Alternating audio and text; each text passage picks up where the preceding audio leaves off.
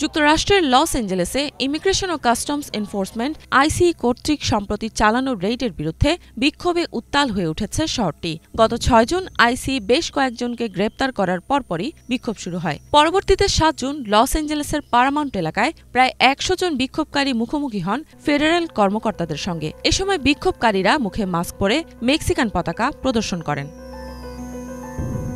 এদিকে বিক্ষোভ বাড়তে থাকায় প্রায় ২,০০০ ন্যাশনাল গার্ড সদস্য মোতায়েন করার নির্দেশ দিয়েছেন মার্কিন president Donald Trump. White house জানায়, ক্যালিফোর্নিয়ার ডেমোক্রেটিক নেতৃত্ব পরিস্থিতি নিয়ন্ত্রণে ব্যর্থ হওয়ায় এই পদক্ষেপ নেওয়া হয়েছে। গত ৬ জুন লস এঞ্জেলেসে ফেডারেল ইমিগ্রেশন ও কাস্টমস এনফোর্সমেন্ট আইসি এজেন্টরা বিভিন্ন স্থানে অভিযান চালিয়ে কমপক্ষে ৪৪ জনকে আটক করে। এই পদক্ষেপের প্রতিবাদে রাস্তায় নেমে আসে সেখানকার স্থানীয় জনগণ। ফলে পরবর্তীতে এক সহিংস সংঘর্ষের সৃষ্টি হয়। এদিকে প্রেসিডেন্ট ডোনাল্ড ট্রাম্প তার ট্রুথ সোশ্যাল প্ল্যাটফর্মে বলেছেন, যদি গভর্নর গ্যাভিন নিউসকাম ও লস এঞ্জেলেসের মেয়র ক্যারেন বাস তাদের দায়িত্ব পালন করতে ব্যর্থ হন, তাহলে ফেডারেল সরকার পরিস্থিতির সমাধান করবে।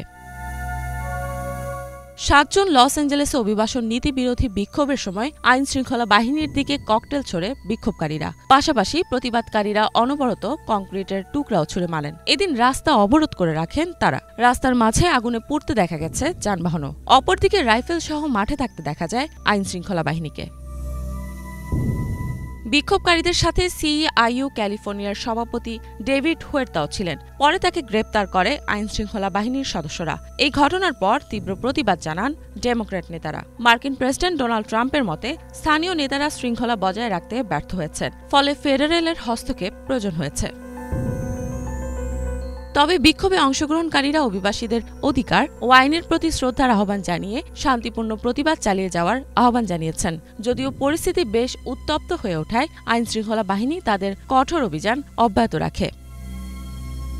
লস এঞ্জেলেসের অধিকাংশ জনগণ লাতিনো ও বিদেশি নাগরিক হওয়ায় ট্রাম্প প্রশাসনের অভিবাসন নীতি ও ক্যালিফোর্নিয়ার ডেমোক্রেটিক নেতৃত্বকে ঘিরে বর্তমানে চরম উত্তেজনা বৃদ্ধি পেয়েছে।